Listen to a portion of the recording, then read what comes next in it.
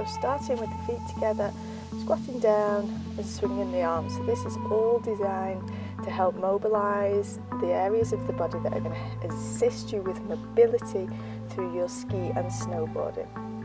So now keeping the arms up in the air, squeezing through the backs of the shoulder blades, press through the heels as you stand. We're adding in a calf raise. Important to warm up those calves, something you use a lot, especially if you're snowboarding.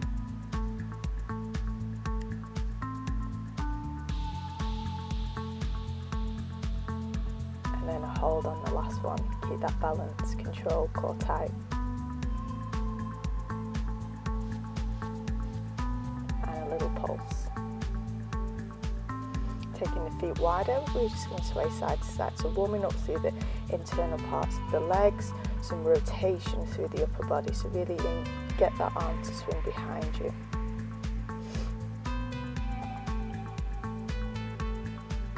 Staying down, and we're just going to sway from side to side. So some just gentle movement opening out through the hips, through the backs of the legs. Turning round, we're going into a lunge position and then stretch out. If you find that you can't straighten out the leg, just go as far as you can, or you can always rest the hands onto the upper leg. Back to centre, we go side to side, this time aiming to make that movement a little bit deeper.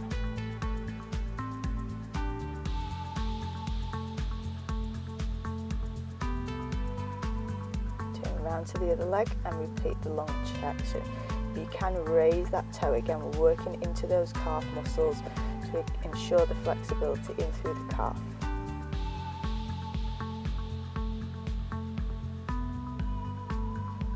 Coming into centre, and then we're going down into a low squat. So again, just go down as lowly as you can. When you sink into this position, just take a little rock side to side, and then we're going to open out through the other body. So a low squat is really great for opening out the hips, the knees, the ankle, and improving that mobility, which will really help with your ski and snowboard performance. Finish off this section, just stretch through those hamstrings, and again come down low and then stretch.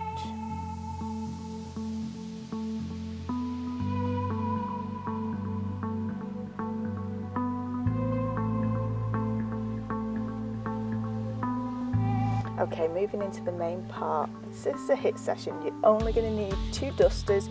You can also use plastic plates. And we're going to start with a lateral slide and then going behind into a curtsy lunge. So again, we're targeting the insides of the legs and also the outside of the glute medius. So we're getting a full rounded approach to target those legs, strengthen those legs so that they can maintain and stay out on the slopes all day long. This is great, especially if you're walking on snow or ice and you're slippy. We've got that strength in through the hips, in through the inner thigh, and really great for targeting the entire area of the thighs. So keep the back straight and the core engaged. Switching sides. So we're doing 45 seconds work and then have 15 seconds rest in this HIIT session.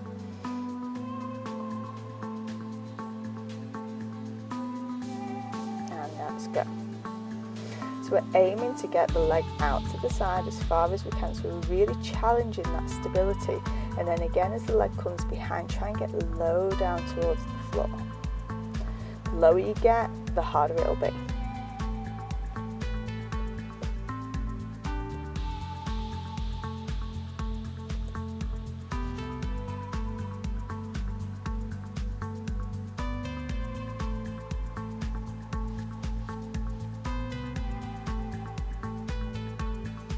Do get tough after a while. Keep going.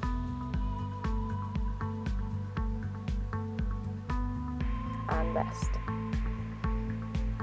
So we're now going to come down to the floor. This exercise is going to work the upper body, in particular the triceps. So put your knees on a mat and then the hands are going to go on your dishcloths or your plastic plates or whatever you're using. Engage the core, bring the shoulders forwards over the hands. So we're reaching out with one arm and doing a tricep push-up with the other arm. So we want to keep the elbow on the pressing arm in close by the body. We've got to really engage that core as you're going to feel this into the abdominals. We want to avoid the hips sagging.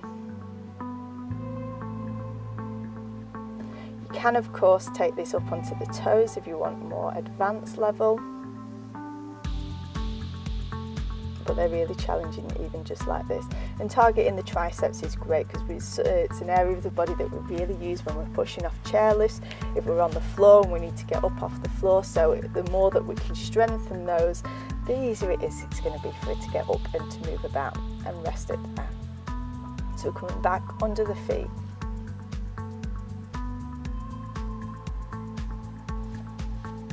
So we're going to go into like a skater motion from side to side. So the idea on this one is that we're raising the heart rate. Again, we're still targeting the areas of the body that are going to really help us, especially for skiing on this one. So try and keep low, engage the core, keep the head up and go side to side. Really push, and also the leg that's coming in, drag it in. So keeping the foot slid to the floor and then slide it across. And really try and power off as well. Make these as big as you can as the space allows. I haven't got so much space here. So if you can go bigger, then really go for it, and it's going to elevate that heart rate as well.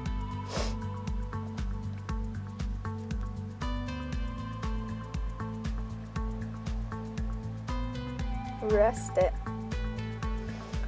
So we're coming back under the feet, but this time into like push-up position. So this is going to be a knee raise, so we're going to tuck both knees in towards the elbows, and then on the second time we come up into a burpee position. So we've got a cardio element but also working the core. This is a great movement if you are a snowboarder and you get stuck in powder and you need to like jump yourself along the floor. It's really going to help to increase that strength in the abs to help you do that movement, and I'm sure we've all been stuck there before. And this is tough, it's going to get you out of breath, so go hard with this. Try and maintain a pace. We want the arms nice and strong. We want to tuck those knees up as high as we can. Really try and aim to get them up towards the elbows. Again, the closer you can get with those, the harder it's going to be for you. And rest it there. So we're going to get rid of the cloths on this one. And we are coming down onto the floor into a plank position. So we're doing a rotating plank with a knee raise. So again, targeting that core. This time we're hitting into the obliques, getting some rotation through the body. You could also do this on the elbow for a slightly easier option. We're aiming to get that knee up towards the elbow and really opening out through the back.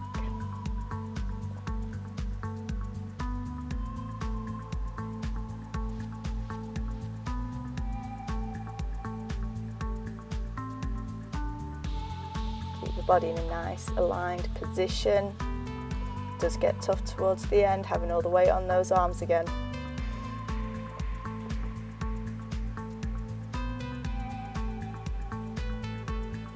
And rest. So to complete that workout, repeat 3 more times for a full workout. So we're going to come into the mobility section. So I want you to take a cat stretch, just arching the back up towards the ceiling. From there we come down into a what they call puppy pose in yoga, so the bum is in the air and we're trying to get the armpits down towards the floor. This is really great for opening up the upper back. And to increase this, take the elbows onto the floor and try and reach the hands down the back. This is really great for opening up the lats and also into the triceps, which we've just been working. Just breathe and relax. So it's great to be strong to help you to keep out on the mountain all day, but also having that mobility is really going to help you to get the most out of your performance. So try and make sure that you do include the stretch section. So coming into a lunge position, knee out in front, keeping the knee aligned over the ankle and pressing the hips down towards the floor. So we want to tilt the pelvis under, so we're really working into the hip flexor. Keep the chest lifted and relax and sink into it. Sinking back, bring the toe towards you, keeping the back flat, drop down. So this is the first level, it's just to go with the hips tilted forwards. If you can, reach down towards the floor, keeping the back straight, try not to round the spine. Feeling the stretch into the hamstrings. Then if you do want to increase, you can fold all the way down. From there we just take a little rock with the foot, so point and then flex, point and flex, and then hold the flex and feel it into the calf. From here we turn the toe outwards and just rotate in. This is really great for hitting the outside of the hips. It feels quite nice after doing those curtsy lunges. Relax and breathe.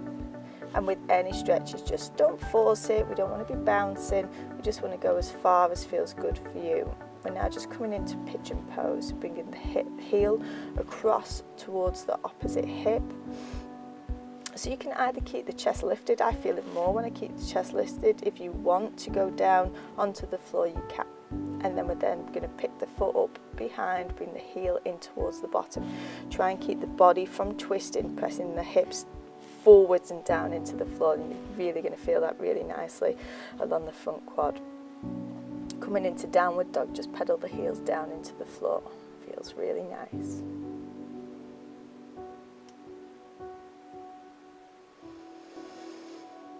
And then both heels down, press the open through the backs of the knees, lift the tailbone up towards the ceiling.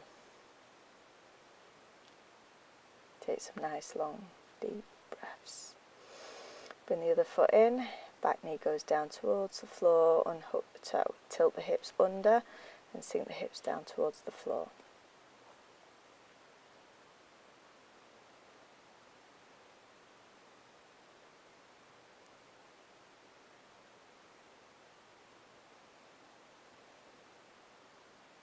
And then take the weight back, front leg goes straight, toe comes up, forward fold. Feel that hamstring lengthen. If you want to increase, you can either come to the knee, you can take the hands down to the floor. And if you feel ready on an exhale, all the way down and point and flex that toe.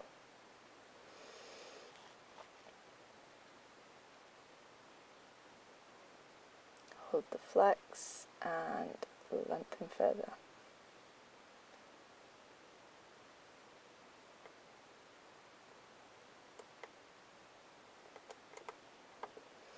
Turn the toe out, turn the knee out, rotate, look towards the knee, and again just feel that nice twist, release into the hips.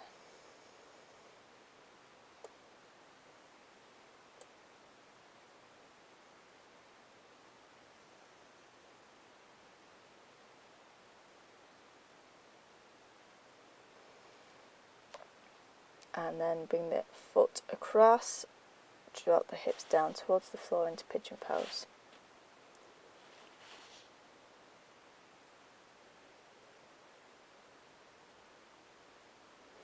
Bring the foot up and behind. Again, try not to rotate, keep the hips pointed forward, bring the heel in towards the glute as closely as you can, breathing in.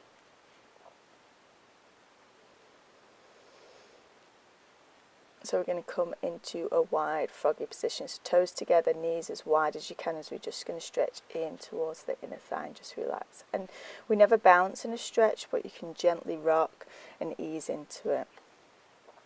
So remember, the focus on this workout, as well as the strength, it's been about mobility. So I really hope you're going to feel the benefit when you come to hit the slopes this year.